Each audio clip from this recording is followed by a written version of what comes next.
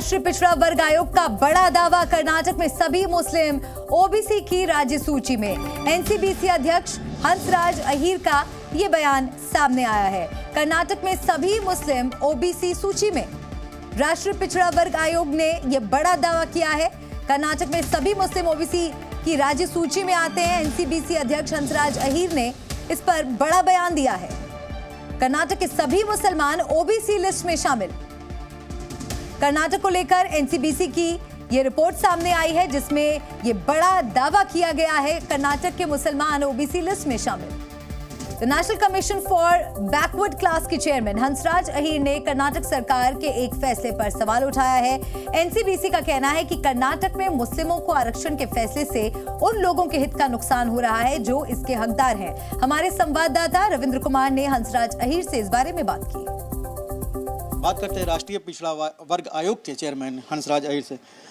हंसराज जी, कर्नाटक सरकार ने मुस्लिम आरक्षण की व्यवस्था की है ओबीसी में, इसमें आयोग को क्या आपत्ति है? आपत्ति हमें नहीं है कोई। हमने खुलासा मांगा है, समीक्षा बैठकों में मांगा है कि भाई आपने 36 जातियां ओबीसी की 2 कैटेगरी में ली है, कैटेगरी 1 में, कैटेगरी 1B में, 2B में ली है। उसके बावजूद भी आपने कैटेगरी 2B में पूरी मुस्लिम कम्युनिटी को, सभी मुस्लिमों को कैटेगरी ओबीसी में ले लिया है। मतलब सभी मुस्लिम, उसमें कोई कास्ट नहीं, कोई रिलीजन नहीं, क्या है? लिखा है सारे मुस्लिमों को ओबीसी में ले लिया है 2002 से। हमने पूछा लिया है तो उसका एक आधार होता है। कैसे होता है कि इंदिरा साहनी की केस में सुप्रीम कोर्ट की जो गाइडलाइन है उसमें लिखा हुआ है कि सिर्फ पैरामीटर्स है, किस आधार पे हमको लेना है कि शिक्षा के क्षेत्र में कितने पिछड़े हैं, आर्थिक कैसे पिछड़े हैं, सामाजिक कैसे पिछड़े हैं, वो प्रूफ करना पड़ेगा। आयोग का रिपोर्ट बनता है वहाँ के आयोग का, वो आधार पे ये राज्य सरकार का अधिकार है कि इन्हें ओबीसी में लेना है, किसे नहीं लेना है। इन्होंने किस आधार पे लिया हमने पूछा है, तो जवाब अभी तक नहीं आया है। और जवाब जब आया है 23 तारीख को, तो बड़ा गंभीर जवाब आया है। क्या है? उसमें ऐसा है कि 4% आरक्षण मुस्लिम भाइयों को है ओबीसी कैटेगरी में, कैटेगरी B2 में। तो यहाँ पर उन्होंने मेडिकल में 930 सीटें आई है पीजी की, उसमें से 150 सीटें मुस्लिम कम्युनिटी रिलीजन को गई है ओबीसी कैटेगरी में।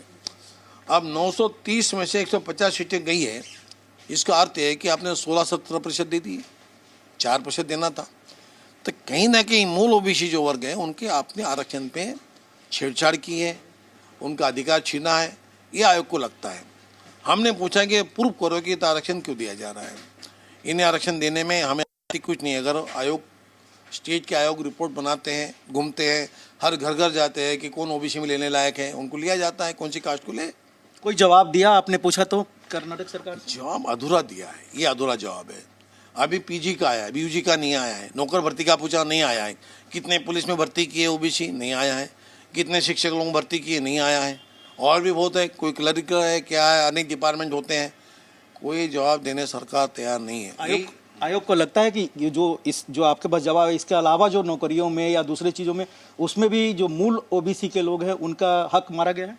आप सोच सकते हैं इसमें क्यों? तो जैसे कि पीजी में अगर इतनी बड़ी धांधली हो सकती है, धांधली का मतलब अनदेखी की है सरकार ने। 930 में से 150 सीटें दे दी है, आरक्षण से दी है। ओपन में कितने भी पढ़ सकते हैं, मैं रोक नहीं सकता। देश में हर रिलीजन का आदमी आगे बढ़े। Z News।